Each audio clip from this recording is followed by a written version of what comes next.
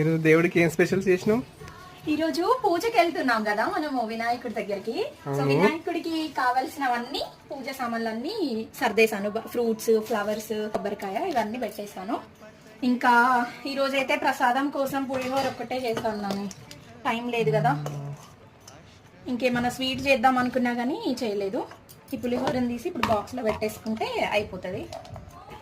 దేవుడికి నైవేద్యం అయితే పులిహోర తీసాను. ఇంకా చూడండి ఐరితల్లిని ఎంత ముద్దుగా రెడీ చేశాను. బాగుందా ఐరితల్లి? ఐరితల్లి హాయ్ చెప్పు నాన్న. హాయ్ అన్న. హాయ్ చెప్పు. మనం గణపతి అన్న టెంపుల్ వెళ్తున్నామా మనము జేజ దగ్గరకా. కూడా ముట్టించేసాను. మార్నింగ్ వీలవ్వలేదు, ఈవినింగే ముట్టించేసాను. ఇంకా వెరీ గుడ్. మా ఐరితల్లి కూడా ముక్కేసింది. వెళ్దామా పూజకి? టైం అవుతుంది కదా.